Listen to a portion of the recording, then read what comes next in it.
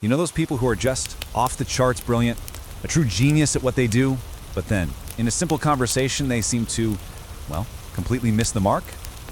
It's a super common paradox. Today we're going to unpack that fascinating and often misunderstood world of high intelligence and figure out why it so often comes with a side of social awkwardness. Yeah, we kind of have this idea that if you're a genius, you're also going to be super witty and charming, right? But what psychology and research actually tell us is a very different story. The truth is, for a lot of highly intelligent people, that powerful brain of theirs can actually be a hurdle in social situations. To really get why, let's just look at a simple, everyday thing. So picture this. You get this text message. For most of us, it's just a simple confirmation. We read it, we get it, we move on with our day. But for a highly analytical mind, these two little words, they can kick off a full-blown investigation. Their brain doesn't just see the words, it automatically dives in, analyzing every possible subtext, every hint of tone, every single implication. And it's not like they're trying to overthink it, it's just the default setting for their brain. It's always scanning for patterns and meaning. And that one tendency is right at the heart of this whole paradox. And that right there, that is what we're calling the brilliant, awkward paradox. It's this deep disconnect between someone's intellectual firepower and how they navigate social stuff. And it's not just some personality quirk, it's actually rooted in a really key idea from developmental psychology that explains how this whole mismatch gets started. The term for it is asynchronous development. Think about it like this. You've got this high-performance Formula One race car engine, but it's been dropped into the body of like a regular family car. The cognitive engine is just roaring to go, capable of these incredible speeds, while the social and emotional part of the car is developing at a totally different, more standard pace. This mismatch is basically the foundation for everything else we're about to get into. Okay, so how does this actually show up in real life? Well, it often starts with the one thing that makes them so smart in the first place: their powerful and often over-analytical mind. Psychologists have a fancy term for this: hypervigilant cognition. It's basically an always-on analysis mode. Now, this is an incredible asset when you're solving a complex problem or trying to find a bug in some code, but when you're in a fluid, unpredictable social conversation, it can be absolutely overwhelming. And all of that high-level processing power, it's not free. It uses up a massive amount of mental energy. So you can imagine what happens when you drop that kind of brain into a super busy, stimulus-rich social setting. It's a recipe for a very quick burnout. Let's just put you in their shoes at a party.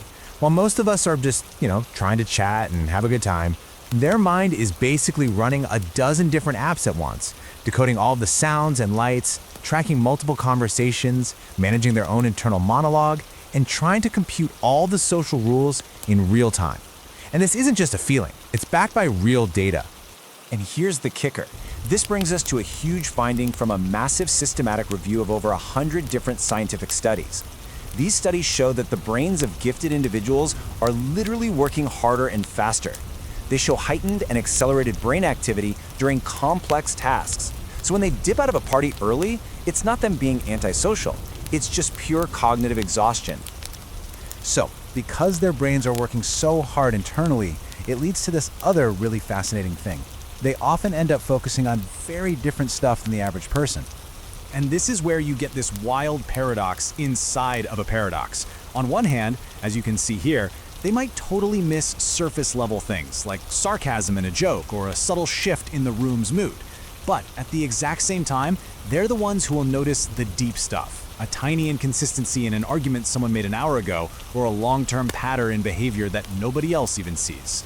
Psychology has a name for this too, of course. It's called Weak Central Coherence. And all that really means is you're way more focused on the tiny, intricate details, the trees, than you are on the overall context, the forest. And social skills really rely on getting that big picture, but high intelligence often thrives on taking apart the details. So this intense focus on detail and logic and getting things right doesn't just change what they see, it fundamentally changes how they talk, which can lead to a whole other set of social challenges. A statement like this is a perfect example. The person saying it is probably genuinely just trying to be helpful and precise. They see a factual error and they feel this need to correct it for the sake of clarity. But in a social setting, that's not usually how it lands. And here's the real key. What's crucial to get is that they're often playing a different game with a different goal. See, most social interaction is about connection and feeling, about the impression you make. But for a highly logical mind, the priority is often the accuracy of the information. It's not a flaw, it's just a fundamental mismatch in communication styles. And this explains so much, right? It's why small talk about the weather can feel like pulling teeth for them. It's just empty data, it's not stimulating. But ask them about something complex, like the philosophy of time or the future of AI, and suddenly they light up. Their mind finally has the complexity it's been craving. So when we see all of this entire internal world, it kind of makes you step back and ask a bigger question. What even is giftedness anyway? If it's not about being a smooth talker, then what are we really talking about when we say high intelligence? For a long time, we leaned on standardized IQ tests. And yeah, they're useful tools, but what modern research is making crystal clear is that they only capture a tiny, narrow slice of what it actually means to be gifted. Today, the thinking is much bigger than just a single number.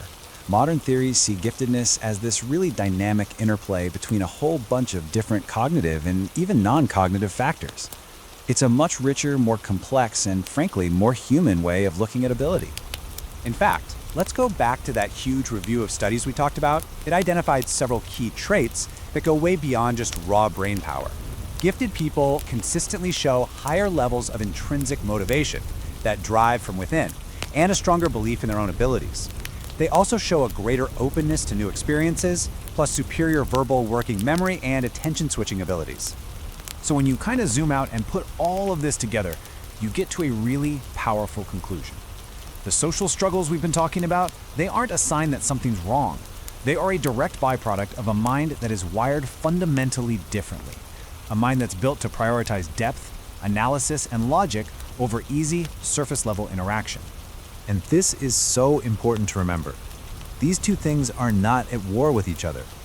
High intelligence is an incredible gift that fuels innovation and problem solving. And the really good news from psychology is that social fluency isn't a fixed thing. It's a skill. It can be learned, it can be practiced, and it can be improved at any age.